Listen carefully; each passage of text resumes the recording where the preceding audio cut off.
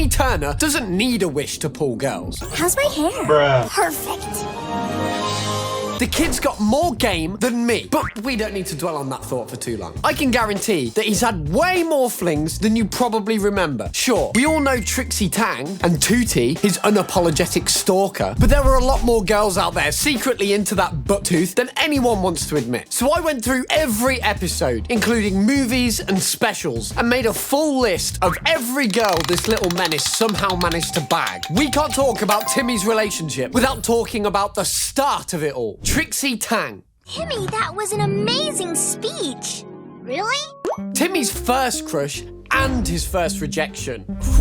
Trixie has done it all to the little man. Trixie is pretty much the final boss of Dimsdale Elementary. She's got the money, the fame, and the adoration of everyone around her. In other words, she's way out of Timmy's league.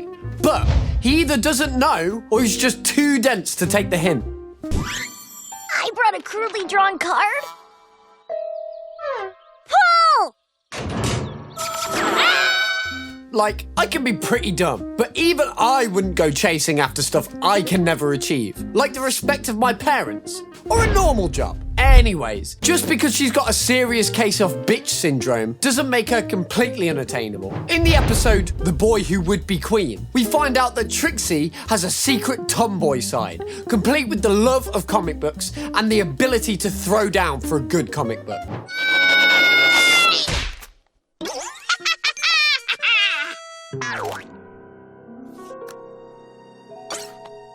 Trixie Tang? Now, of course, in classic sitcom style, we never see this side of her ever again. But it's a sign that there's more to her that we don't know. We see the true side of Trixie in the few times where she's left alone with Timmy. In these situations, she seems a bit more interested in him, making it pretty clear that she's just playing up the bitchiness to maintain her popularity. Friend to you. Someone who isn't afraid to say, hey, I like kissy kissy goo goo and skull squisher. Oh my gosh, that is so sweet. But,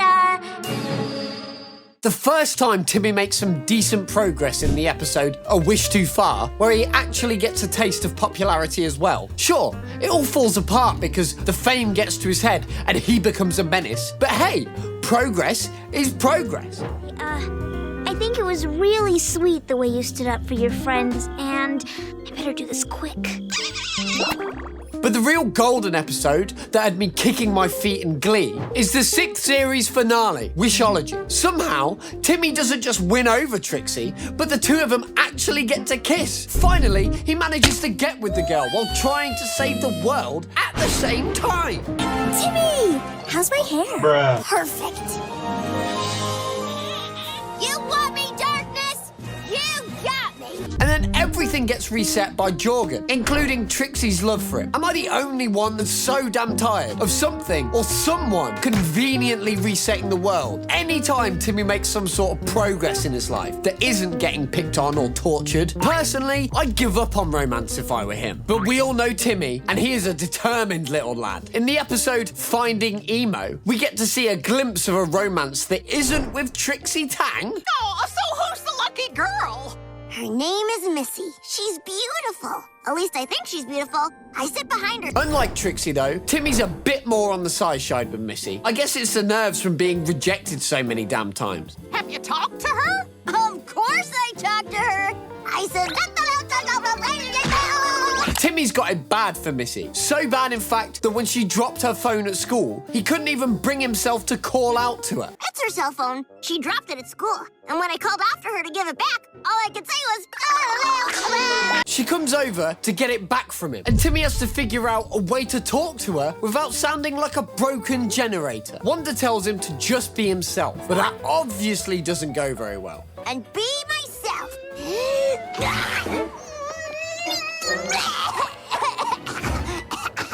Why the bloody hell would a moth even fly that close to someone's mouth anyway? Despite the spitstorm, Missy doesn't seem too bothered by him and just wants her phone back. Timmy, on the other hand, is devastated and needs to come up with a new plan to get her ASAP. So, of course, he decides to take his time, winning her over by not showing her bits of his personality so that she can love him for who he really is.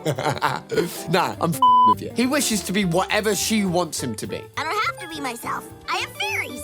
I can be exactly the kind of guy Missy likes. It takes a bit of trial and error and a lot of pain, but Timmy eventually settles on being an emo. So, sport, are you gonna talk to Missy? Who cares about Missy?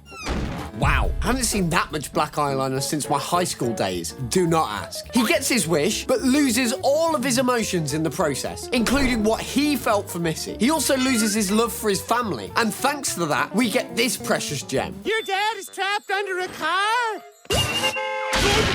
Do you want us to wish it away? Help! It's raining cars! That has nothing to do with Timmy's love life. But being honest, I love seeing Timmy's parents getting their handed to them. I love it so much, I made a whole video on it. Psst, you should watch that after this if you haven't already. Back on topic, Timmy's new emo state makes him not want to make wishes anymore. And that leaves Cosmo and Wanda at risk of being reassigned to another god kid. Timmy doesn't care about that though, and just goes to watch the sunset. It seems his brooding aura caught Missy's attention because she shows up out of nowhere and asks to kiss him. Do you mind if I kiss you? I don't care.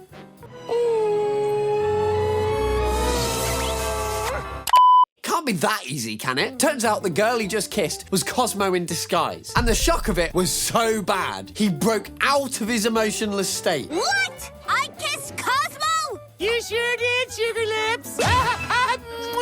Isn't that some sort of essay? How would we even classify that in a court? Magical misuse? Do I add Cosmo to the list too? Release the Cosmo files. The government promised they would. Ah well, Timmy snaps out of it and wishes himself back to normal. But in time for the real Missy to show up and ask him out on a date, revealing that she always liked him. Does this mean you like me? I've always liked you. Do you like me? None of that matters anyway, because we never see her again in the show. I guess the love wasn't meant to be after all. Speaking of characters that only appear once, do any of you remember Molly? Yeah, black hair, gloomy personality, and hates to be touched. She appeared in the episode Wishing Well, when Timmy gets sent to a wish rehabilitation center after wearing Cosmo and Wanda out from too many wishes. I wish you would shut your trap. Yeah? I wish you'd shut your attitude. They've got solid chemistry in this episode, and I'm certain she'd be interested to see where things would have gone if she ever came back. Timmy, this is my fairy, Swizzle. Wow, Molly's a really cool girl. Don't ever touch me again. The moment fans love to point out, though, is that at the end when she hugs Timmy after getting scared, and even lets him touch her a few times despite not liking physical contact. I wish Vicky was gone. I wish the snake was gone. I wish no harpoony. This may not be the most solid pairing, I know, but I'm still adding her to the list. Sue me. So, we've seen what happens when Timmy likes the girl, and we've seen what happens when the girl likes Timmy back. But what happens when Timmy wants to get a restraining order on his love interest?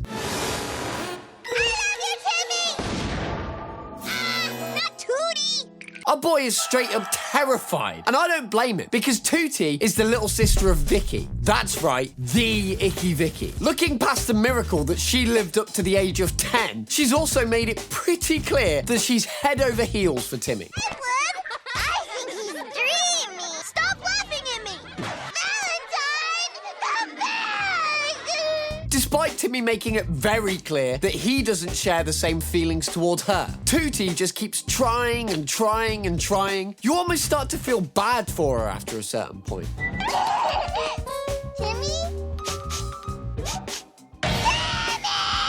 The heart is there, but if a girl could smell me, I think I'd be crossing the UK border to get away. But underneath that very, very thick coat of creepiness and obsession, there's a girl that loves Timmy for who he is. Probably more than any other girl on this list. We especially see this in the special episode Channel Chasers, where Tootie disguises herself as the elusive Deep Toot to finally reveal the truth to Timmy's dim-witted parents. Are you Deep Toot?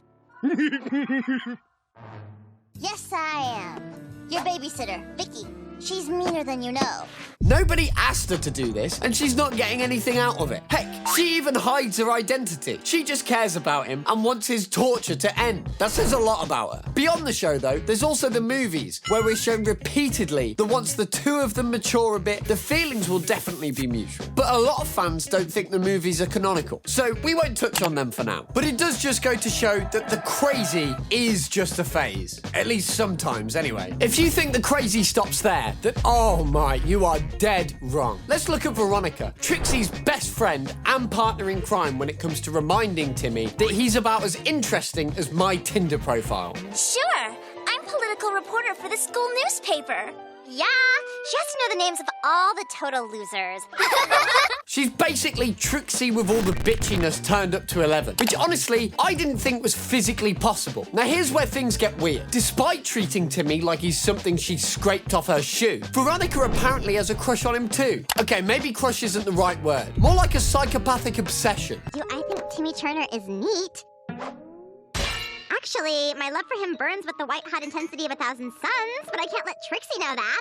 We don't see much of her in the show, so we don't have a lot of moments to go off of. But every time she shows it, it shows. For instance, Veronica gets visibly jealous when she sees Timmy paying more attention to Trixie over her. Why is this loser talking to me? Why isn't that loser talking to me?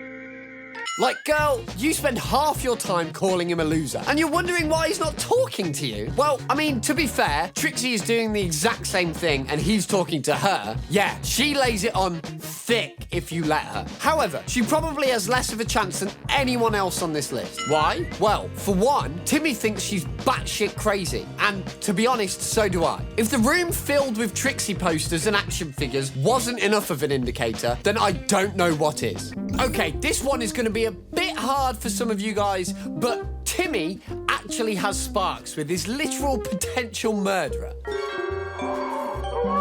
Oh no! The babysitter! If you don't believe me, well, I mean, I wouldn't blame you when she's known for doing shit like this to him.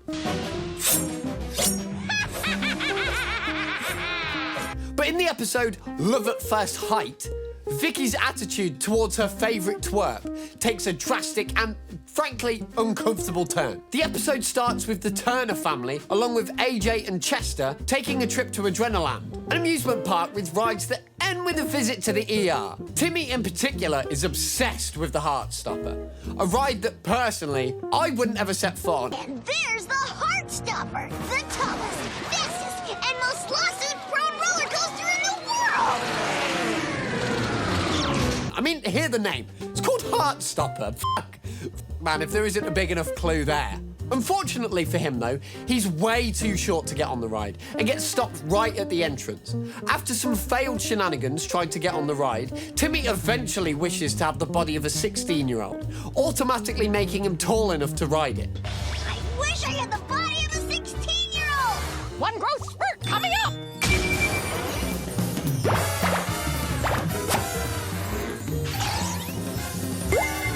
He gets to finally go on the ride, but he meets the one person he probably hoped not to see. Icky fucking Vicky, obviously. Now, Timmy, somehow fools her into thinking that she's her 10-year-old ward, but in the worst way possible. Cutie, what's your name? Gah! Gah? What kind of name is Gah? Gah? Vicky's now head over heels for him, and against his will, he's forced to spend an entire day with her. He was just playing the role of a Norwegian supermodel, but now everyone in the park knows him and wants him just as much as Vicky, though no one is half as obsessive or just as plain creepy about it. Oh, Gah! I'm never letting you out of my sight! How do you say I love you in Norwegian? Help? I love your accent. It's Norwegian-licious. I think I threw up in my mouth a little bit for a second. Fuck. Thankfully, Timmy is able to find his fairies and turn himself back to normal, but not before getting a smouldering kiss from his babysitter.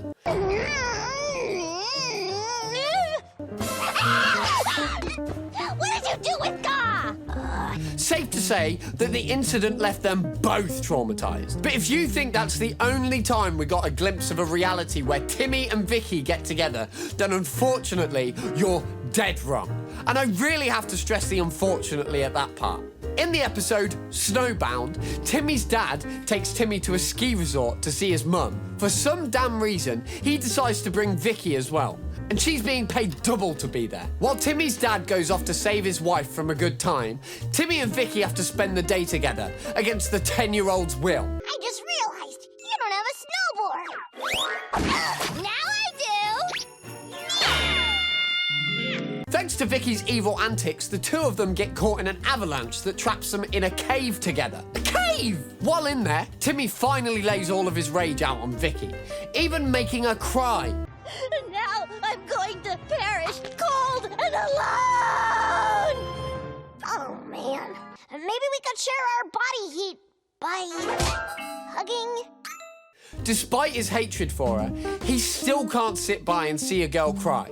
So he offers for her to share his body heat. It shows that the two of them can actually get along if the moment is just right, with or without the Norwegian makeover. Twerp! I mean, Timmy! You came back for me! Of course I did. We hugged. Now, shred with me if you want to laugh! That'd almost be cute if he wasn't sharing the moment with someone that wouldn't hesitate to throw him under a bus. And I mean literally. Thankfully, these are the only circumstances where Vicky and Timmy seem to have any spark between each other. Beyond the fact that she's half a decade older than him. She's so toxic, I don't think toxic can even be used to describe her anymore. Moving on from the people that should be kept in a juvenile detention centre until they're 18, maybe even longer. Timmy's charisma isn't trapped in just his dimension. He first met her after a wish to find the greatest lab in the universe landed him in the lab of Jimmy Neutron, boy genius. I might never find the right science project. Whoa!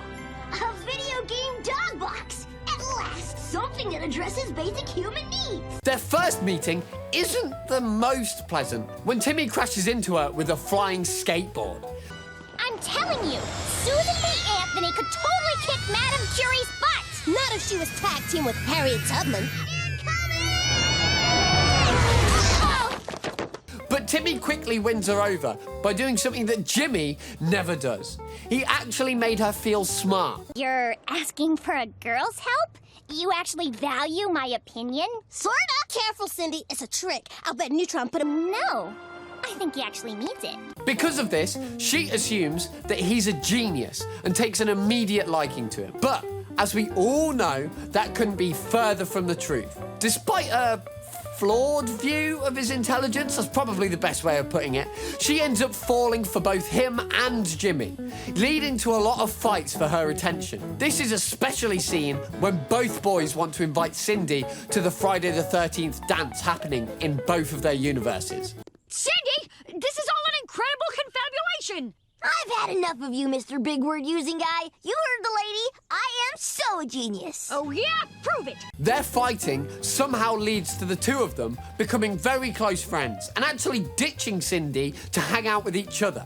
Thanks to that, and him misremembering her name as Debbie, her crush instantly vanishes and is back to the usual Jimmy and Cindy rubbish that we're used to. Honestly, those two are another can of worms entirely, and I could rant about them for way too long. But that's a topic for a different video. Let's just say it's better for Timmy to stick to his second dimension. Sorry, Cindy. This is more important. Oh, fine! It's not like I wanted to ask you to the dance or anything. You hear me? You may think you're the smartest kid in the entire universe, but I can do much, much better! And then there's everyone's least favourite godchild, Chloe Carmichael. To be honest, Chloe's relationship with Timmy can be pretty platonic, but they've got great chemistry, and he's closer with her than we've seen with anyone else in the series. Well, this took a weird turn, but at least we're all kicked out together, which means Chloe and I can finally celebrate our friend-iversary. Ugh, I forgot how weird the newer episodes of the show look. Anyways, they care about each other, and they have decent chemistry. But there's nothing to show that anything could be brewing between the two. They've hugged, they've held hands, and they've definitely been affectionate with each other. But it's never anything more than some physical contact between friends. The only instance I can think of is in the episode Witch's Wish, where Timmy admits that he thinks Chloe is pretty when they swap bodies. Awesome! I'm pretty! And I get to Veggie hamburgers! Yeah, I mean, that one's a little bit of a reach, even for me. But we're scrapping through scraps here. Other than that, though, you're going to have to go digging through AO3 and fanfiction.net to find any good material on the two. But you know I love you guys, so I had to be thorough with my research, which is why I included her anyway. Wait, doesn't that mean that Timmy has more of a chance with Vicky than with Chloe? Ugh, I think I'm going to be sick, and not just in my mouth. If you need to cleanse your brain after that, click the screen to see Vicky finally get the karma she deserves. That's all from me for now. Cheerio.